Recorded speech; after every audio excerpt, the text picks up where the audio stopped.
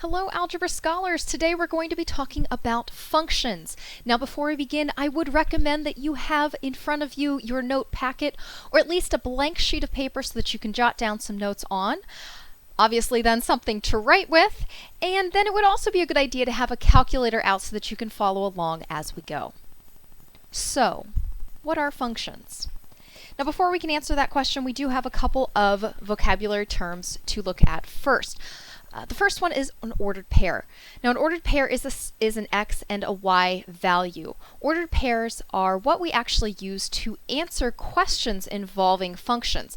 The function will have an x and a y value that corresponds to our answer each time. Now the x values are called the domain values, the set of all of the x values of a function that when plugged in give real number results. We don't want imaginary numbers or no solution answers. These x values are sometimes called the inputs, the values we input into our function, the independent values, or the abscissa. All of those terms just mean x's. Now we will also have range values in our ordered pair. The range corresponds to the y value. So these are the values we get out of our function once we plug in an x. They are sometimes called the ordinates and the dependents. Now, when we have a relationship between these x and y values, when we have a rule that links them together that says when I plug in this x, I get this y as a result, that's called a relation. Okay? Any of those rules that link specific x's and y's together. We specifically say that a relation takes ordered pairs such that each member of the domain, all of the x values, correspond to at least one member of the range, all of the y values. So again, it's linking the x's with the y's. Now here's the answer to our big question. What is a function? A function is actually a type of relation. Again, it is a rule that will link x and y values together.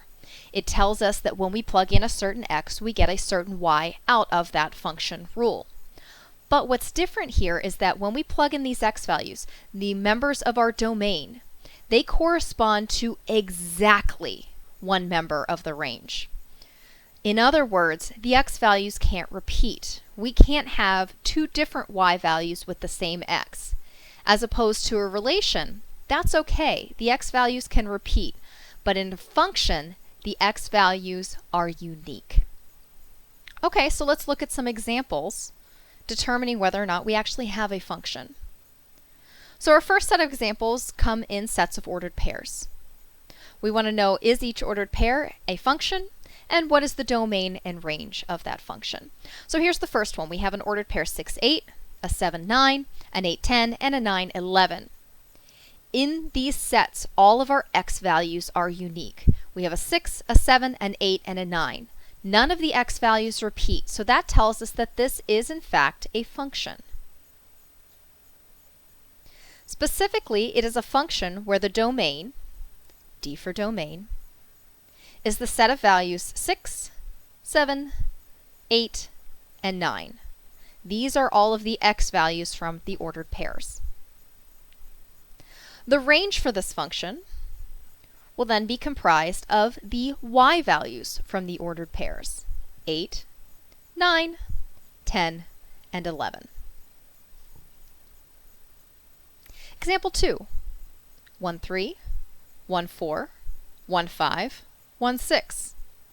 Notice that we have the same x value in every single ordered pair, meaning that that same x value of 1 is actually linked to multiple y values. So this tells us this is not a function. The x values are repeated. Our domain members correspond to more than one member of the range. So this one fails our function test. Example 3, 1, 6, 2, 6, 3, 6, 4, 6. Now be careful on this problem. We do have some repeated values. But the values that are repeated are the range values, the y values. And that's okay for a function. We are only concerned about the x values repeating in a function. So this one works out. Our domain here is the set of values 1, 2, 3, and 4. And our range is just a single number, 6. All right, let's try the next example. What happens if we don't have ordered pairs listed and instead we might have an XY chart? Again, we want to know, do we have a function? Now, even though the format has changed, we've got a set of domain values, x's, a set of range values, y's. This is actually giving us the exact same information. We're just looking at it a little differently. This says that this x value of -1 is linked to this y value of 0. We have an ordered pair of -1, 0. Here, this x value of -2 is linked to 1, and it's linked to 3. So we have 2 ordered pairs, starting with -2. Finally, this x value of 1 is linked to this y value of 2.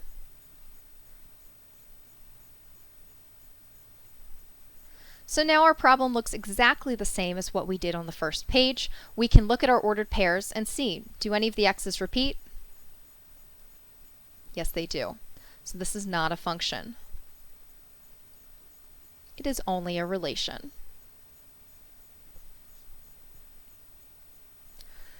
Number 5, same idea. We've got a set of x values and a set of y values. We want to know, is this a function? 1 links to -1. 2 links to 1, 3 links to 1, 4 links to 0. None of these x values are linked to multiple y values. So if we were to list out our ordered pairs, we'd find that each one of the x's is unique. So this one is a function, specifically where the domain is 1, 2, 3, 4, and our range is -1, 0, and 1. Okay, what happens if we have a graph? To determine whether a graph is a function, we need to do what is called the vertical line test. This says if we can pass a vertical line over a graph so that more than one point at a time intersects that graph, then it's not a function. So let's look at this one. So I've got my vertical line. I'm going to pass it over my graph. And as I go, I can see that that vertical line is only intersecting the graph at one point at a time. There's no place on this graph where the vertical line touches twice. So this first one passes our test. It is a function. As opposed to number 7, when I pass my vertical line over this graph, notice that it is touching our graph in more than one place at a time. We can get 2 intersections at once. Here's an intersection, and here's an intersection. What that says is that this is now not a function.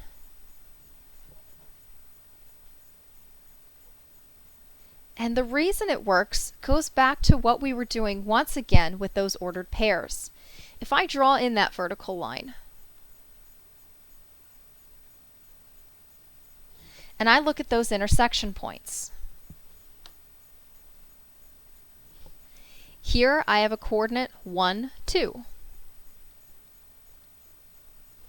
Here I have a coordinate 1, -2.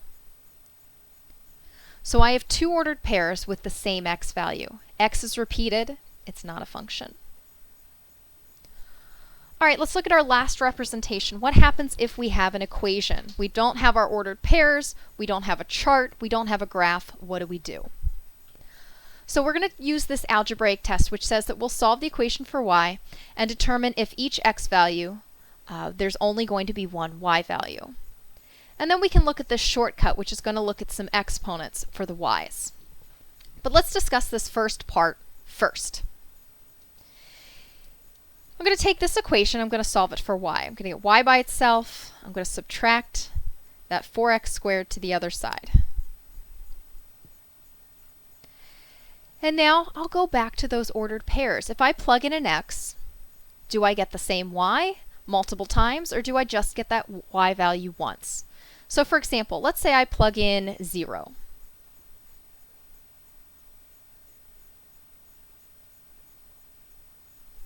So I'll get negative 9 minus 0. So my y value is negative 9. So that gives me an ordered pair of 0, negative 9. All right, let's plug in 1.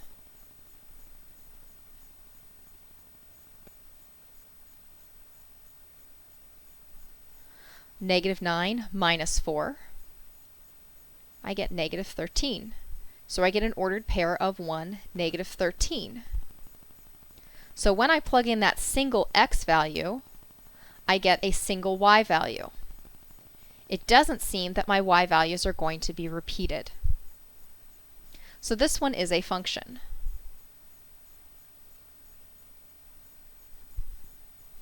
Now looking at the next one, let's do the same thing. Let's solve this for y. We'll get y by itself.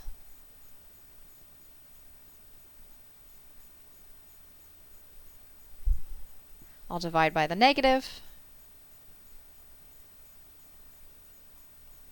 And I'll take my square root. Now be careful, when you take your square root, remember when solving an equation, taking the square root of both sides gives you a positive and a negative answer. So you need a plus minus in front of that radical.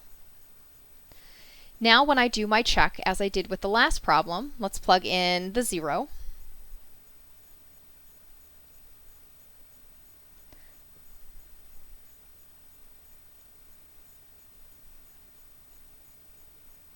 I'll get y equals plus or minus the square root of negative 7 plus 0. So y equals plus or minus the square root of negative 7.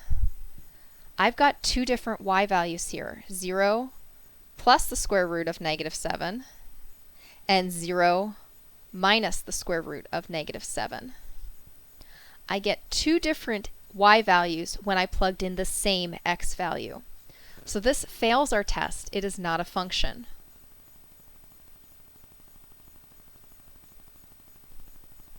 Now in general, we can look at our equation and get an idea of whether or not it's a function by examining the exponent on the y value. If the exponent on the y value is odd, it should be a function. As opposed to if the exponent on the y value is even, it should not be a function. So here was an exponent of 1, which is odd, giving us a function. Here was an exponent of 2, which is even, giving us only a relation.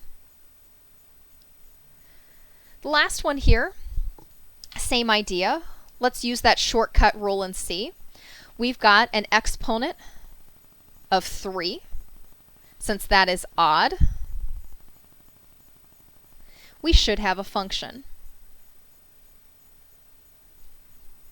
Now again, we could check by plugging in some values and seeing do we get duplicate y values, but we could also use our graphing calculators to check. Remember, we have a vertical line test which will tell us whether or not the graph of a function is actually a function. So I've gone ahead and put my equations in my calculator. I've got number 8 as blue, number 9 is the red. Now I have to put in two different pieces here since we have a positive and a negative. And number 10 is actually our green one down here. Now be careful when you solve this one for y. If I get that y by itself, when you take the cube root on both sides, you do not need a plus minus. You only do that plus minus rule for an even index. So y to the 4th, y to the 6th, y to the 8th, any of those will give you a plus minus here, as opposed to the odds, y to the 3rd, y to the 4th, y to the 5th, you don't need a plus minus in front. So now if we examine our graph, we can use that vertical line test and determine whether or not each one of these is in fact a function. So the green one we just did doesn't look like my vertical line will touch that green one in more than one place at a time. But the blue one, again, won't touch that vertical line in more than one place at a time. Then the red one. This one does hit that vertical line more than one place at a time. Oops. So notice we've got two intersections with that vertical line at once on the red graph. So you actually have multiple things you can do for checking an equation on whether or not it's a function. You can plug in some values, go back to your ordered pairs. You can use your little shortcut of even versus odd exponents on the y value. And you can even graph and use that vertical line test. All right, guys, that is as far as we're going to go in the notes for today. We'll have some more for you to do tomorrow.